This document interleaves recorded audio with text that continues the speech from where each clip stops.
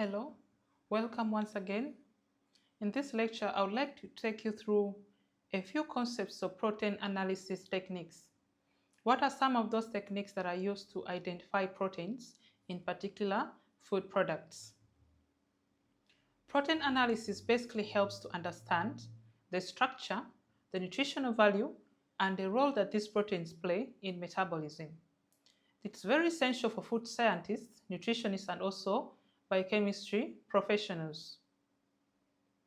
Proteins vary in structure and function, and food proteins differ in amino acid composition and digestibility. Protein analysis basically evaluates for the total concentration of the proteins, the types of proteins, the structural and the functional properties of these proteins in foods. How do we determine the overall protein concentration? One of the main methods we use is the Gelder method. And this method was introduced by Johann Gelder in 1883. This method basically measures the nitrogen content to estimate the protein concentration. The food is digested in acid and then ammonia is released and quantified. The conversion factor is 6.25 for average protein content. Digestion. The sample here is weighed and digested with acid. And the digestion process converts the nitrogen in the protein into ammonium salts. And we use catalysts such as copper, mercury, or selenium.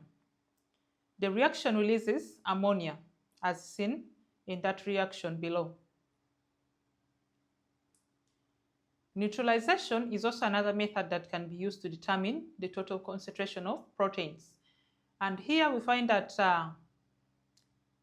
the digested solution of protein is neutralized with sodium hydroxide, and the ammonia that is released will be distilled and collected in the boric acid. Ammonium ions will react with the boric acid, and we shall measure now the amount of the ammonia released by titration to give us the total concentration of the proteins present. Acid-base titration can also be used to identify or determine the amount of the ammonia. The titrant here, we use the standard acid such as sulfuric acid, and equation is as it is. The percentage nitrogen is equal to V times N times 14 divided by W times F. V stands for the volume acid, N for normality, the W is the sample weight, and then F is the conversion factor. We earlier noted that the conversion factor is 6.25. The Gelder apparatus contains the setup for the digestion and distillation, and the key components we have the digestion flask, the condenser, and the receiving flask. The Gelder method has advantages as well as disadvantages. The good thing with it is that it is a widely used method and it is a universal application for most protein analysis. But the other problem with it is that it is time consuming and uses toxic chemicals, and it is not protein specific. It measures all the amount of nitrogen, whether from protein source or from non-protein sources. We also do have other methods that can be used to analyze proteins.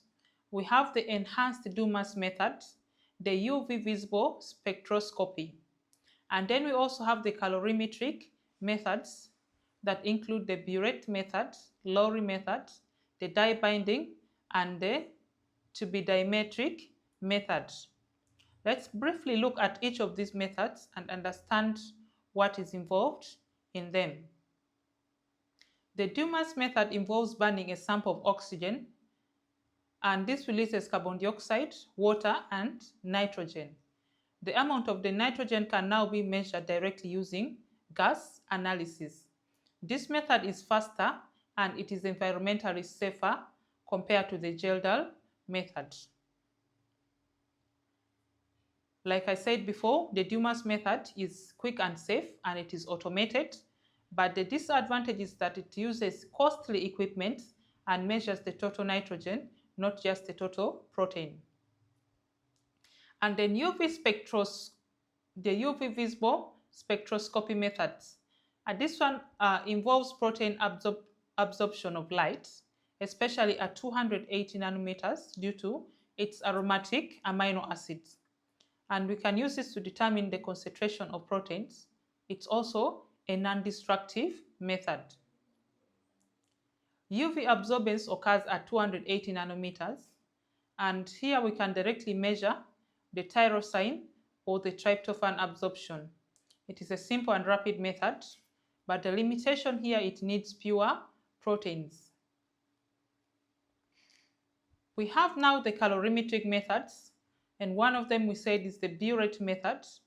Here, copper 2 ions form purple complex with peptide bonds, and it requires a high protein content, and there is no interference from non-protein nitrogen.